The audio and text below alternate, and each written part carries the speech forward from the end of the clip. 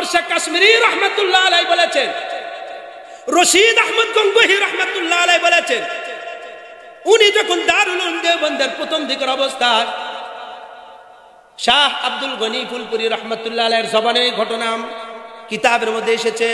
মাওলানা জুলফিকার আহমদ নকশবন্দি ওই কিতাবের মধ্যে ঘটনা লিখেছে। রশিদ আহমদ গঙ্গোহী রহমাতুল্লাহ আলাইহি বলেন, আমি প্রথম দিকে মাদ্রাসায় পড়তাম, জায়গিরের জন্য জায়গির বাড়ি থেকে খানা নিয়ে আসতে হতো।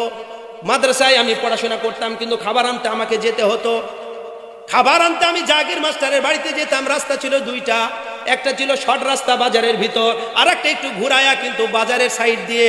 বাজারের যে সাইড দিয়ে আমি জাগির মাস্টারের বাড়িতে খাবার আনতে যেতাম, ওই রাস্তার মধ্যে থাকতে একজন আল্লাহ পাকের কুতুব, জোরে সরে বলছি সুবহানাল্লাহ, দরবেশ চুপচাপ পড়ে থাকতো, বুঝতে দিত না মানুষকে। কিন্তু রতনে রতন চিনে, শুকুরে চিনে কসু। শুকুরকে যদি কসুর জমিতে নামায়া দেন, কত কিলো দূরে হাল বয়তে হবে, উনি কসুর 14 গোষ্ঠী উদ্ধার করে ছাড়বে। এরা দুনিয়াদার, এই জন্য দুনিয়া চিনেছে, এলমে দিনের ধারক বাহকদের কাছে দুনিয়া শিকার তালিম দেয়। ওরা যে কসু চিনে, এই জন্য ওই অবস্থা। কিন্তু স্বর্ণকারে ঠিকই সোনা চিনে, জোরে বলেন ঠিক কিনা?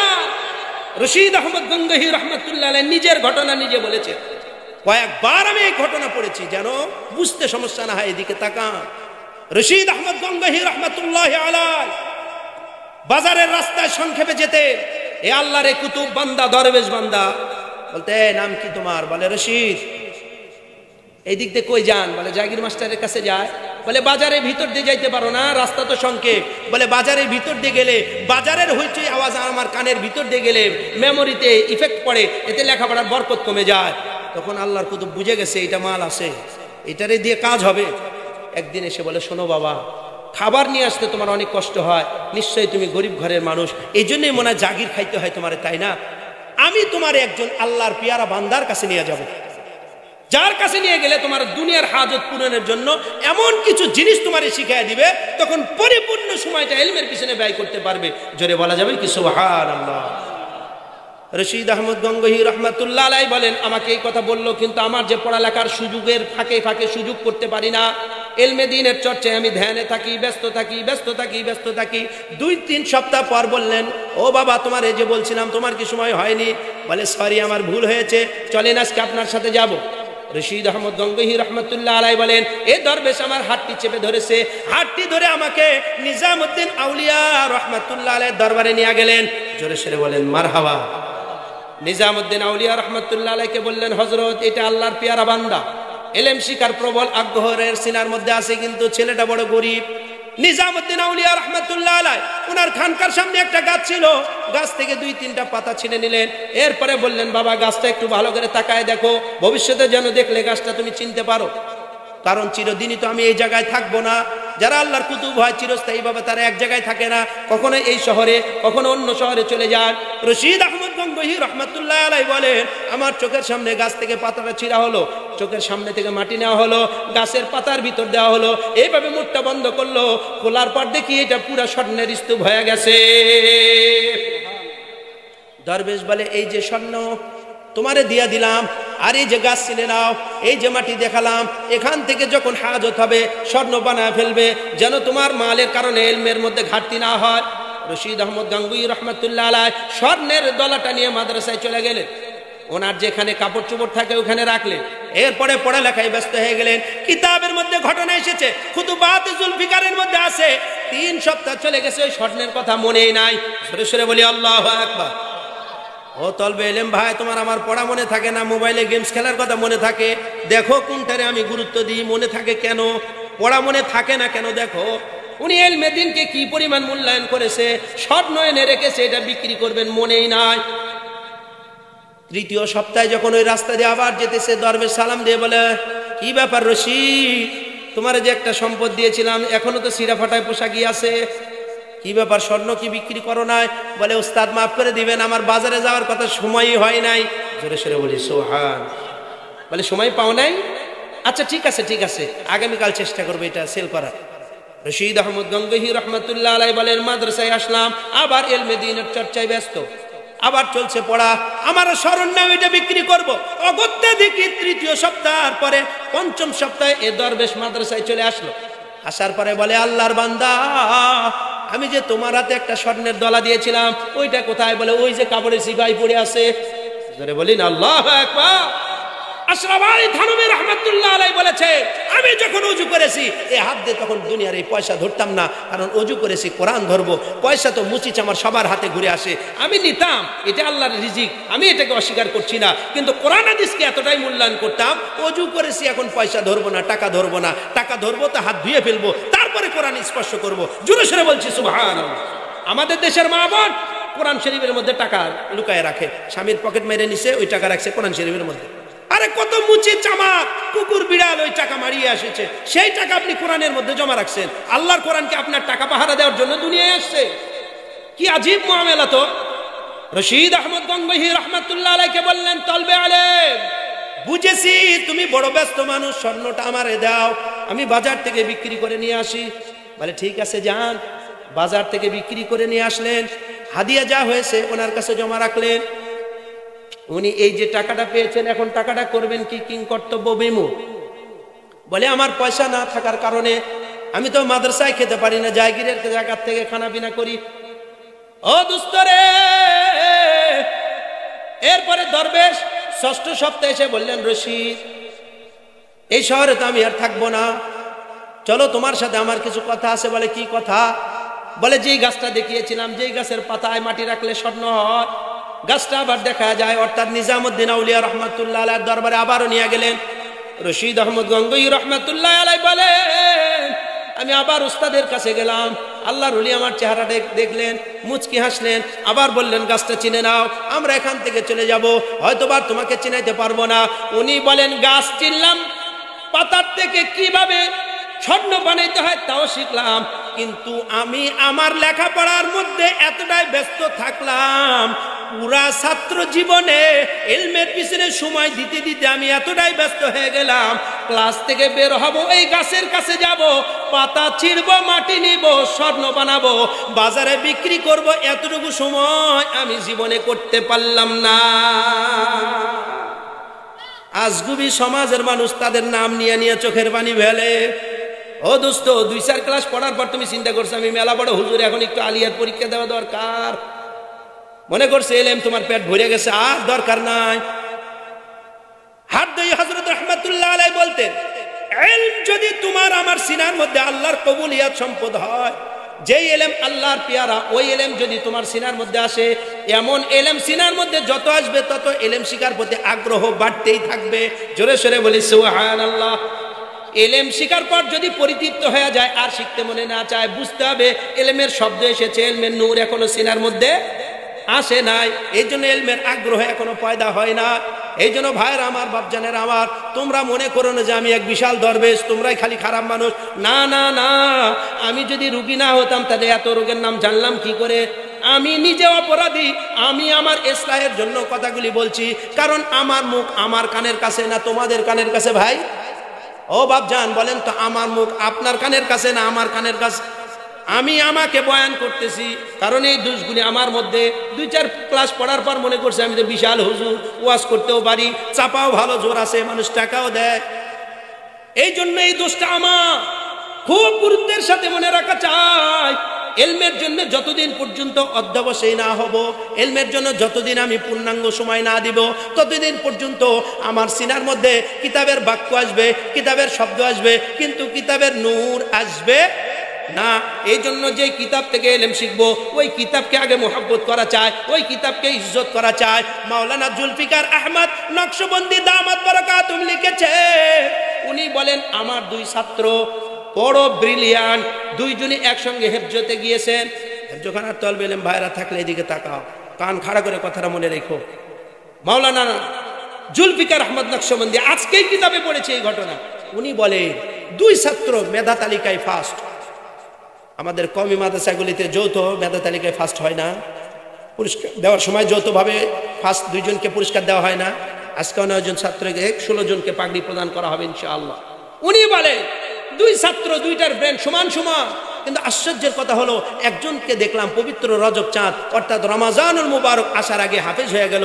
আমি চিন্তা করলাম দুইজনের তো ব্রেন সমান, একজন 8 মাসে হয়ে গেল, আরেকজন 1 বছর হইতেছে না কেন?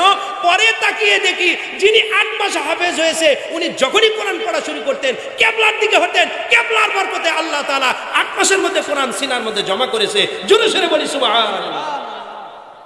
এই জন্য বা আদব কখনো এলেম থেকে মাহরুম হয় না, বে আদব মাহরুম গাছ ফাজলেরা পছন্দ করে না। এলেম শিখবা আবার অন্তরের মধ্যে খারাপই রাখবা, তোমার আমার ওই সিনার মধ্যে এলেম আসবে না। কারণ আমি যেই প্লেটে ভাত খাই ওই প্লেটে ছেলে মেয়েদের পায়খানা রাখবো কেন? রাখবো না। আমি আমার ছেলে মেয়েকে ভালোবাসি, কিন্তু আমার খাবার প্লেটে রাখবো না, কারণ ওইটা পচা জিনিস, ওইটা নোংরা জিনিস, ওইটা নাপাক জিনিস। আল্লাহ বলেন আমি কি বান্দা বান্দির অন্তরকে যাচাই বাছাই না করে নোংরার অন্তরের মধ্যে আমার পবিত্র এলেমটা ঢেলে দিব নাকি?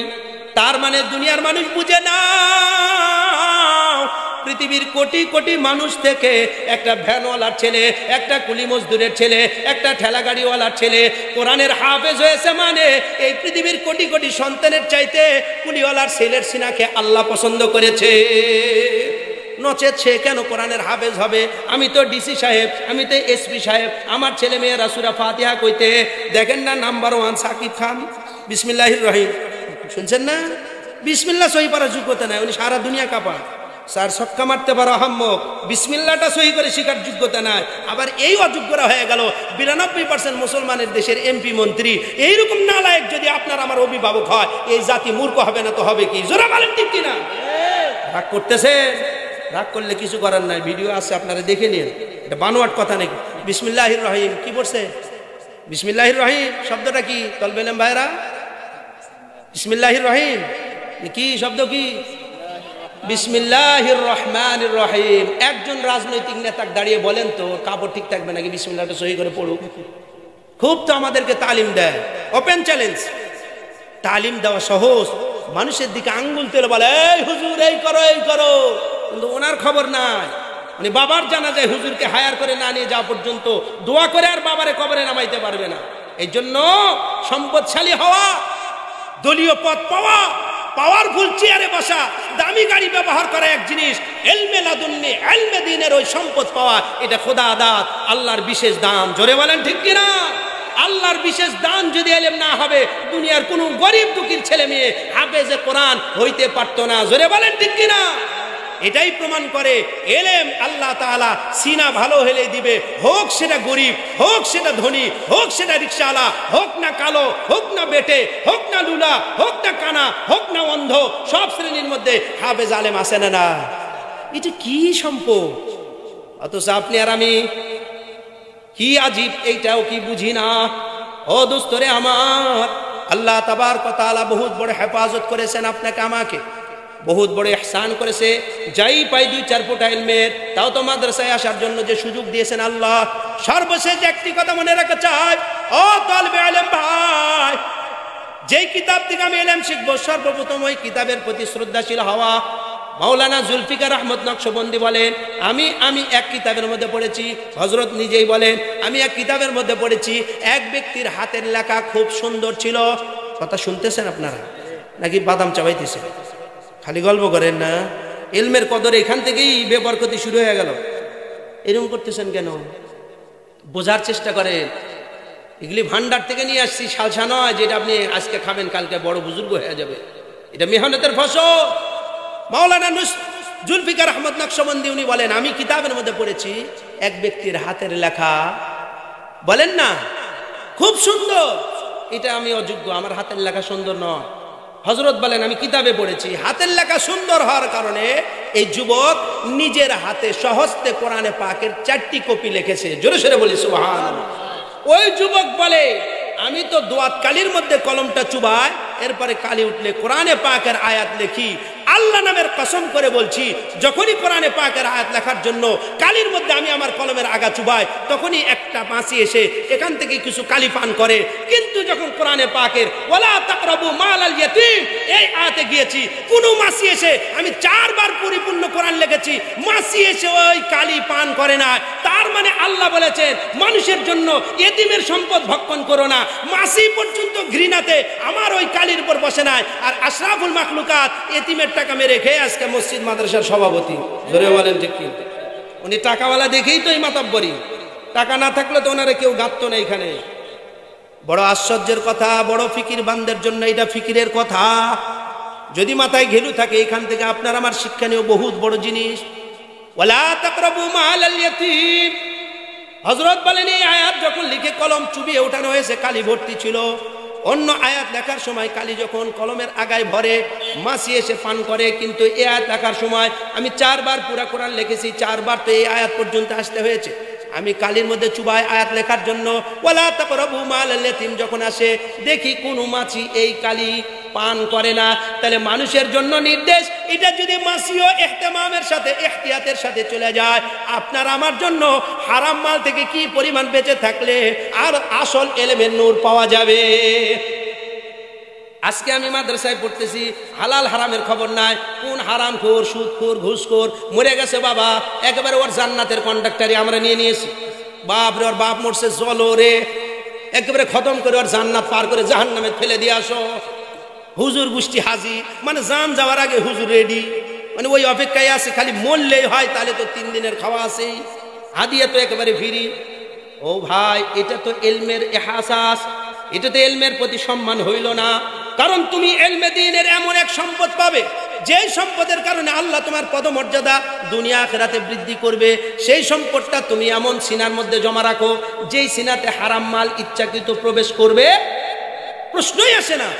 আলেম কখনো হারাম মাল ভক্ষণকারী হয়, সেটা আবার আলেম হয় কি করে? কারণ কোরআনে পাকের সূরাতুল ফাতিরের 27 নম্বর আয়াত, 27তম আয়াতের অংশ পড়েছি, ইন্নামা ইয়াখশাল্লাহা মিন ইবাদিহিল উলামা। আল্লাহ নিজেই বলেন আমার বান্দা সময়ের মধ্যে সবচাইতে আমাকে বেশি ভয় করে ওলামাগণ। এখন আলেমই দেখতেছি বড় দুনিয়ার তেলচাটা মানুষের সাথে ঘুরতেছে, তাহলে এদেরকে কি বলবো? আর কোরআনের আয়াতের অর্থই বা কি বুঝবো? এখন আমি নামও দিয়েছি আলেমে দ্বীন, ঘুরতেছি রাতের চোরদের সাথে, নাম হলো আলেমে দ্বীন, আর ঘুরি রাতের বান্দরের সাথে। এই জন্য আমার নামের শেষে আলেমে দ্বীন লেখা দ্বীনের জন্য অপরাধ, কারণ আমি ইলমকে কলঙ্কিত করেছি। আমার এই অধিকার নাই নামের শুরুতে মাওলানা লেখা। আমার নাম লেখা উচিত ছিল ময়লানা আনা। কি লেখা উচিত ছিল? ময়লানা। তুমি মাওলানা হইতে পারোনি, কারণ আমি যদি মাওলানা হই, আমার জন্য স্বকীয়তা থাকা উচিত। আমার অন্তরের মধ্যে আল্লাহর ভয় থাকবে, আর যার অন্তরের মধ্যে আল্লাহর ভয় থাকবে সে কি হালাল হারামের তমিজ করবে কি করবে না? এই যে আমার দিকে তাকান, যার অন্তরের মধ্যে আল্লাহর ভয় আছে সে কি হালাল হারাম বাঁচবে নাকি সব জোটে মোটে খাবে? বাঁচবে। তাহলে আল্লাহ তাআলা বলেছেন হালাল হারাম বেচে তুমি চলবে। এইটা যদি একজন নামের শুরুতে লিখবে মাওলানা, আবার হারাম করার সাথেও যদি তেল মারে, তাহলে তার নাম কি মাওলানা না ময়লানা? এটা তো আসলেই ময়লানা, কারণ সে তো ময়লা নিয়ে আসতেছে। আল্লাহ নিজে বলেন যাকাত হলো সম্পদের ময়লা, আর হারাম মালকে তো এটা ময়লাও বলা চায় না, এটা জাহান্নামের কীট। লা ইয়াদখুলুল জান্নাতা জাসাদুন গুযিয়া বিল হারাম। এই হাদিসে কি লেখা আছে? আওয়াম পাবলিকের জন্য হারাম খাওয়া নিষেধ। হ্যাঁ, তাই বলছেন আল্লাহ রাসূল, লা ইয়াদখুলুল জান্নাতা জাসাদুন গুযিয়া বিল হারাম, আই আওয়াম। আম পাবলিক যারা সুদ খাবে, আম পাবলিক যারা হারাম খাবে, তারা শুধু জাহান্নামে যাবে, তাই বলেছেন নবীজি? নাকি হারাম যে খাবে, হোক না আলেম, হোক না কাবার ইমাম সাহেব, হোক না বড় মসজিদের ইমাম সাহেব, হোক না মুহতামিম সাহেব, তাহলে একটা মাসি ওয়ালা তাকরাবু মালাল ইয়াতীম, এই আয়াতের লেখার জন্য কালি যেটা, ওই কালি যদি মাসি পান না করে, আমি মাদ্রাসা খুলে ইতিমখানার টাকা ভক্ষণ করি কেমনে? আমি না বড় হুজুর? আমারে তো মানুষ মনে করে আমি তো বড় হুজুর। এই জন্য মানুষের মুখে বড় হুজুর হওয়া সহজ, কারণ আপনি একটা মাদ্রাসার প্রিন্সিপাল হইলে আওয়াম এসে বলে কি এই বড় হুজুর কে রে? আমাদের এক উস্তাদ হাসতেন আর বলতে, আমরা যেই মাদ্রাসায় প্রথম পড়েছি রাজশাহী, মাদ্রাসার প্রিন্সিপাল সাহেব হলেন খাটো মানুষ, আর কারি সাহেব হলো লম্বা মানুষ। একে তো লম্বা, দ্বিতীয়ত পেটটা এত বড়। এখন আওয়াম যখন এসে বলছে এই তোমাদের বড় হুজুর কই, যে পেট মোটা লম্বা হুজুরে নিয়ে এসে, তখন করছে হুজুর এই যে মাদ্রাসার ফান্ডের টাকা দিয়ে গেলাম ইয়ে করবো।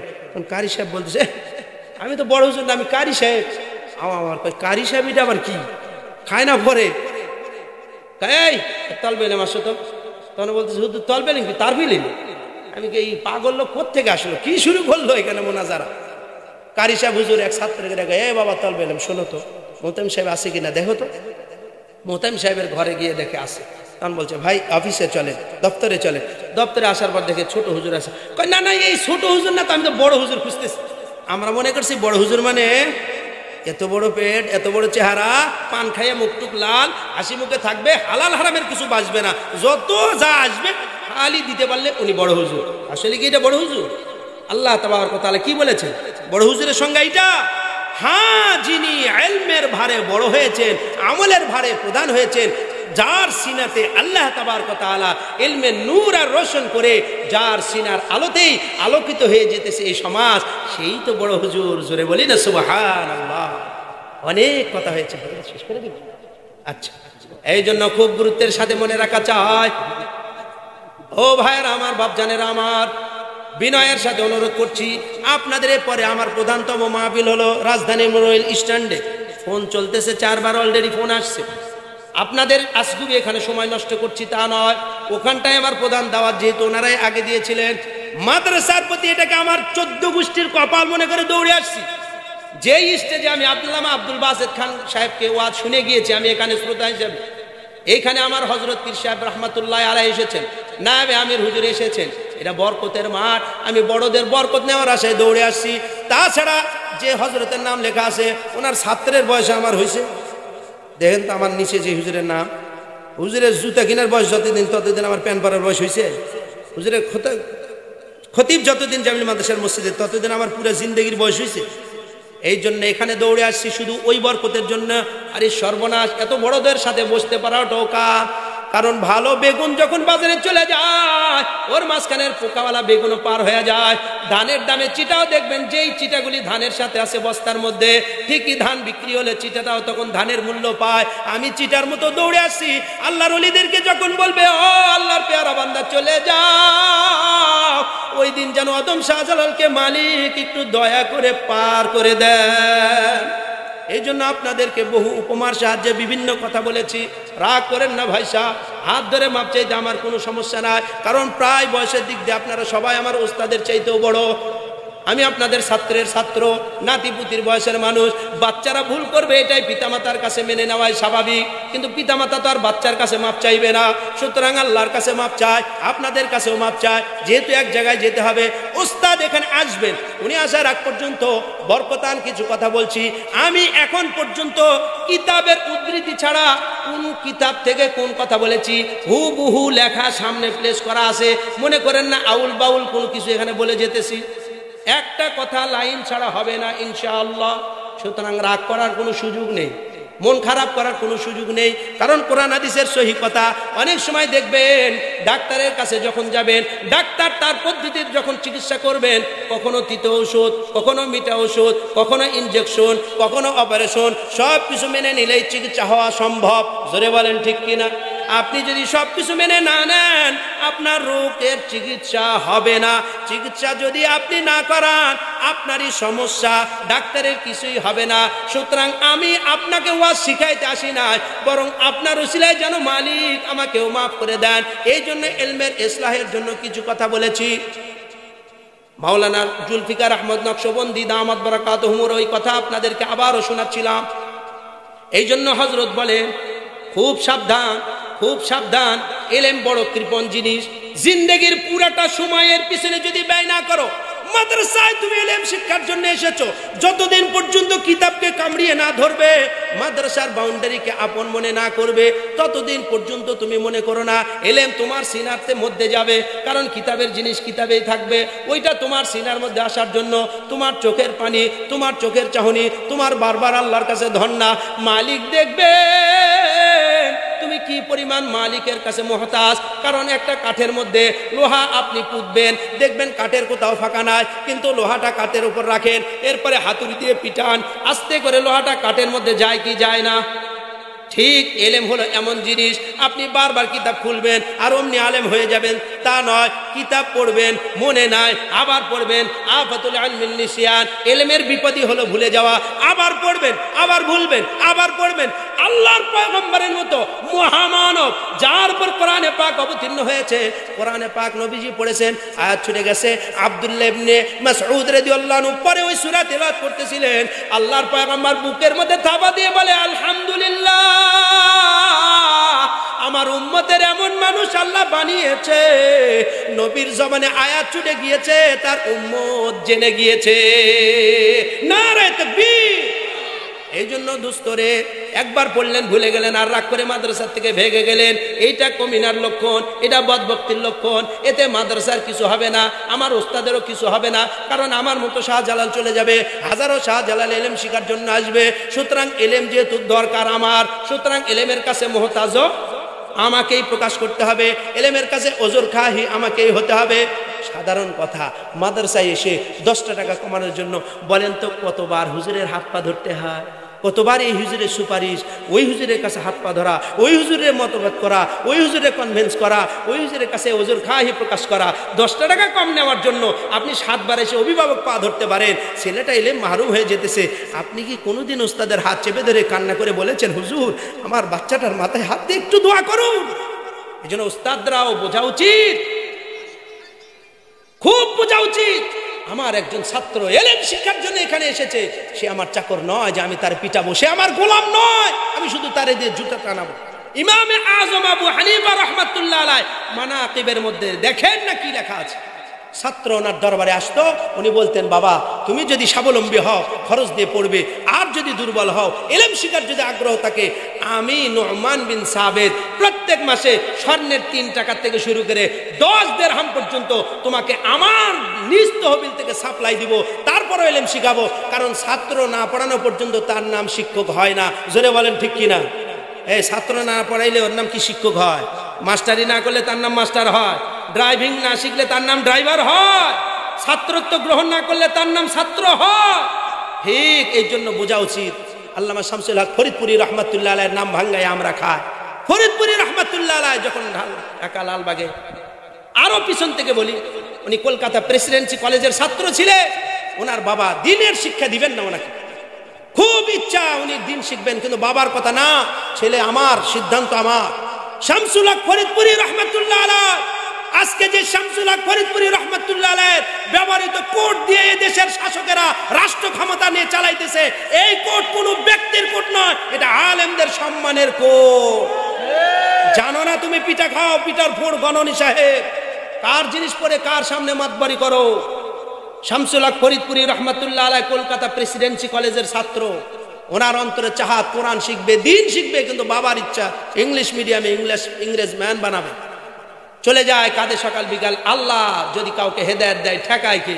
আশরাফ আলী থানভী রহমাতুল্লাহ আলাইহিকে স্যার সলিমুল্লাহ দাওয়াত দিয়ে ওই অঞ্চলে নিয়ে আসছেন।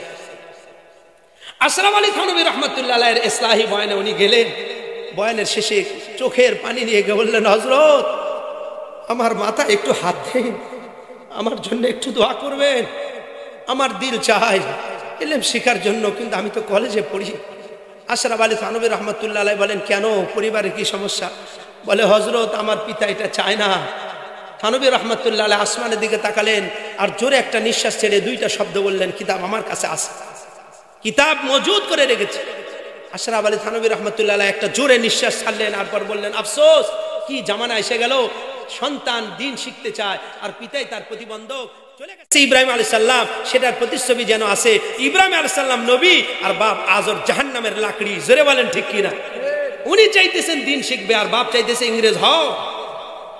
আশরাফ আলী থানভী রহমাতুল্লাহ আলাইহির এই কথা শামসুল হক ফরিদপুরি রহমাতুল্লাহ আলাইহি বলেন, আমার অন্তরে যেন গুলি লাগলে এপাশ দিয়ে ঢুকে ওপাশ দিয়ে বেরিয়ে গেলে যেমনটি হয়, অবস্থা যেন এমন হয়ে গেল আমার।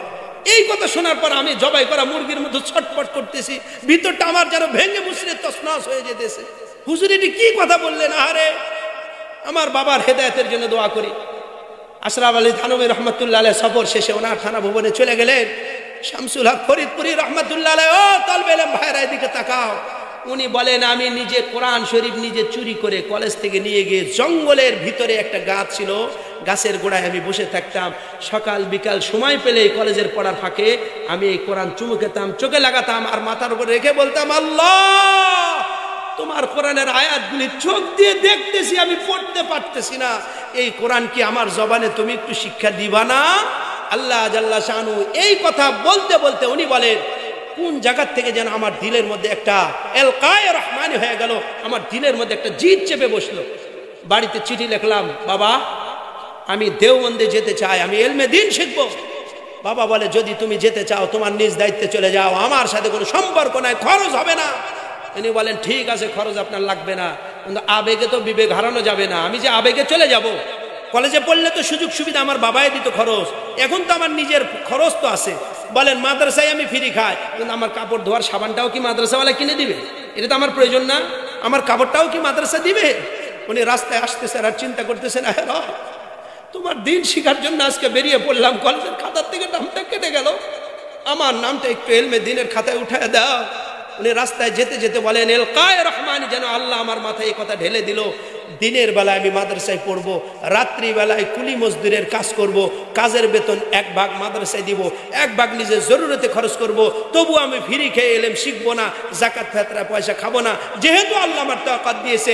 এই কষ্ট করে পড়ে আসার পর যখন লালবাগ মাদ্রাসায় ছিলেন উনি বলেন আমার উস্তাদ শেষ রাত্রির তাহাজ্জুদের নামাজের সিজদায় পড়ে আল্লাহর কাছে বলতেছিলেন, আয় আল্লাহ আমার শামসুল হককে তুমি কবুল করো।